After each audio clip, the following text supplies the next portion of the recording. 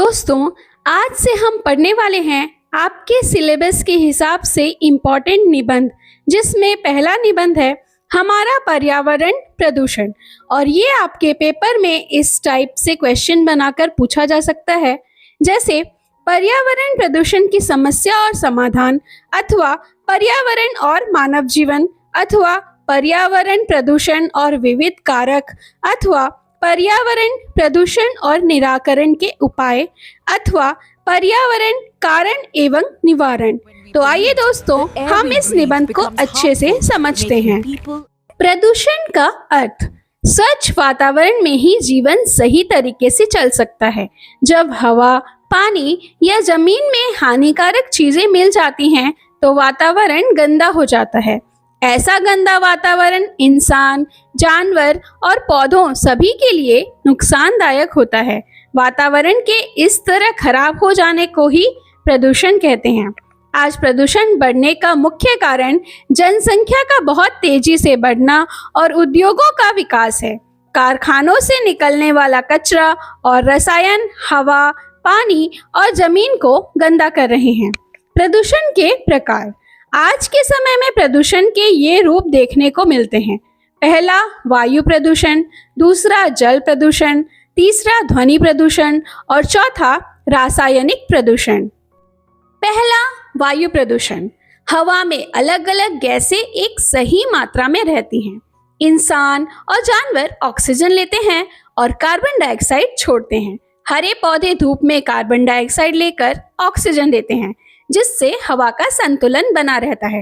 लेकिन इंसान पेड़ काटकर, गाड़ियां चलाकर और कारखाने लगाकर इस संतुलन को बिगाड़ देता है।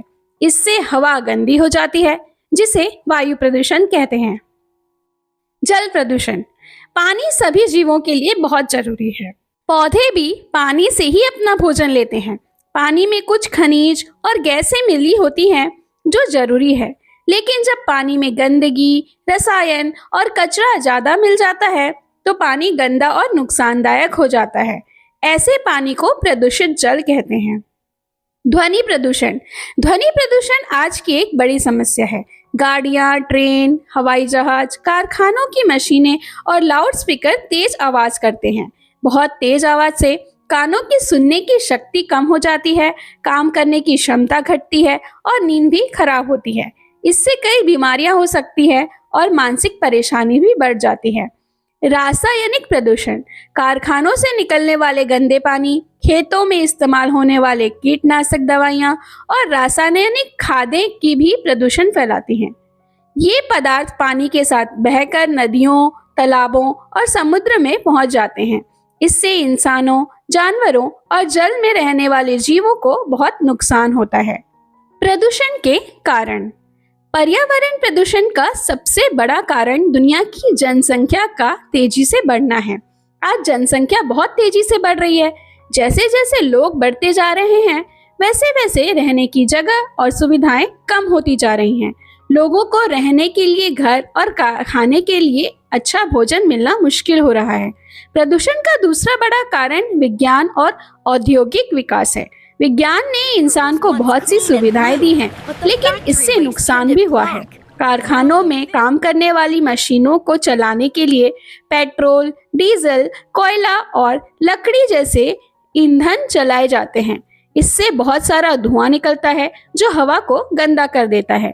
कारखानों की चिमनियों से निकलने वाला धुआं पूरे वातावरण को दूषित कर देता है और आसमान काला सा दिखाई देने लगता है। इसके अलावा कारखानों से निकलने वाला गंदा पानी नदियों और तालाबों में मिल जाता है। इससे साफ पानी जहरीला हो जाता है और नदी में रहने वाले जीव जंतु मर जाते हैं। प्रदूषण की रोकथाम के उपाय, आज पर्यावरण प्रदूषण मनुष्य के सामने एक बड़ी समस्या बन गया है। वातावरण को गंदा करने में हम सभी कहीं ना कहीं जिम्मेदार हैं, इसलिए इसका समाधान भी हमें मिलकर करना होगा। हमारे पुराने ऋषि मुनि प्रकृति की रक्षा को समझते थे। वे यज्ञ करते थे जिससे वातावरण शुद्ध रहता था, लेकिन आज के समय में यज्ञ करना सभी के लिए संभव नहीं है। इसलिए सबसे पहला उपाय यह है कि बढ़ती हुई जनसंख्या पर नियंत्रण किया जाए। जब जनसंख्या कम होगी तो प्रदूषण भी कम होगा। दूसरा महत्वपूर्ण उपाय है अधिक से अधिक पेड़ लगाना। पेड़ हवा को साफ करते हैं और वातावरण को सुंदर बनाते हैं।